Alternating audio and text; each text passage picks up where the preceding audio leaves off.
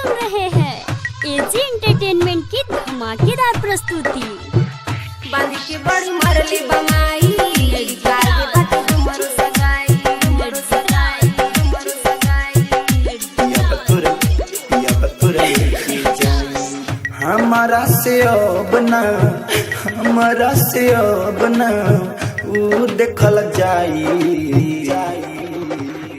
अखिया के सोझा से जब पिया बतुर लेके जाई अखिया के सोझा से जब पिया बतुर लेके जाई जान बुझ के कहनी नहीं जान बुझ के कहनी नहीं तो हंसे बेवफाई बांध के बड़ी मरले बमाई काल है बाटे हमरो सगाई बांध के बड़ी मरले बमाई काल है बाटे हमरो सगाई हमरो सगाई।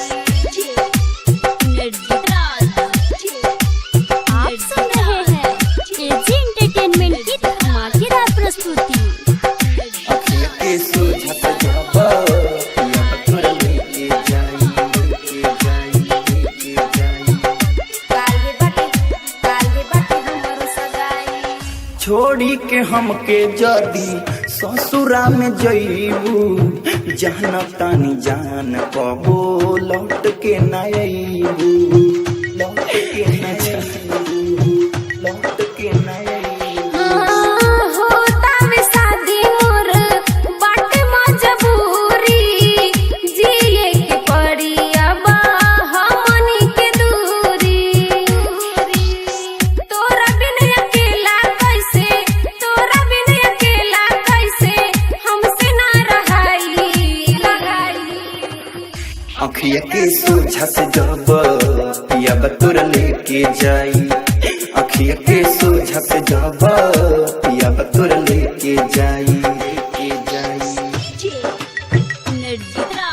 आप सुन रहे हैं एजी एंटरटेनमेंट की धमाकेदार प्रस्तुति। बांध के बड़ी मरले बमाई काल के बाटे हमरो सगाई हमरो सगाई हमरो सगाई। पिया बतुर लेके जाई प्रेमी परदेसी कैसे तोहे समझाई घरवा से बाबू भाई कोइले बकड़ाई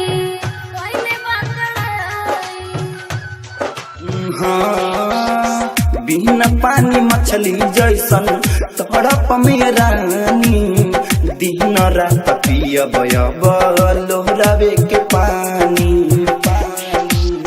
कुनल मीरा के सामीनू इन दल पिंकू मीनू के लिए अपनाई